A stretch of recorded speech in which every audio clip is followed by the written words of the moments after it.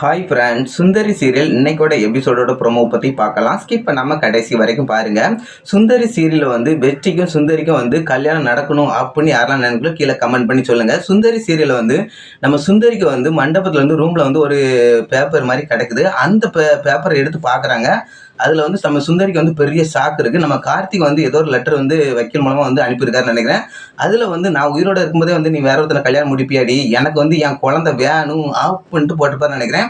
அதனால வந்து நம்ம சுந்தரி வந்து ரொம்பவே கோவப்படுறாங்க. இது வந்து யார் தான் கையெழுத்து போட்டு வாங்கியிருப்பாங்க அப்படின்னு நினச்சி வந்து ரொம்பவே கோவத்தில் வந்து வெறி கொண்டு வந்து கீழே வந்து எல்லாத்தையும் வந்து விசாரிக்கிறாங்க. அப்போ வந்து முருகன் தான் வந்து கையெழுத்து போட்டு வாங்கியிருப்பாருன்னு நினைக்கிறேன். அவருக்கே தெரிஞ்சிருக்காதான் இருக்கும். ஆனால் நம்ம சுந்தரி கைக்கு எப்படி தான் கிடச்சுன்னு தெரியல. அது வந்து ஏதோ பொறிஞ்சு போட்டிருக்கு. அந்த பேப்பர் வந்து நம்ம சுந்தரி கண்ணில் பட்டவங்க வந்து அவங்க எடுத்து வந்து எல்லாம் விசாரிக்கிறாங்க.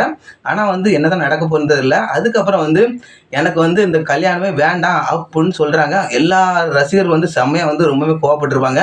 இப்போ தான் வந்து நம்ம சுந்தரிக்கு வந்து நல்ல வாழ்க்கை கிடைக்க போகுது அப்படின்னு எல்லாருமே நினச்சிருந்தாங்க. வெற்றிக்கும் சுந்தரிக்கும் கல்யாணம் முடிஞ்சாதான் நல்லாயிருக்கும் அப்படின்னு நிறைய ரசிகரும் கமெண்ட் பண்ணுறாங்க. அதே மாதிரியே வந்துட்டு இருந்து இப்போ கடைசியில் வந்து நம்ம டைரக்டர் வந்து பெரிய குண்டு தூக்கி போட்டார். இப்போ வந்து நம்ம சுந்தரி வந்து சொல்கிறாங்க இந்த கல்யாணமே வேண்டாம் அப்படின்னு சொல்கிறாங்க. அது ஏன் சொல்கிறாங்கன்னு தெரியல.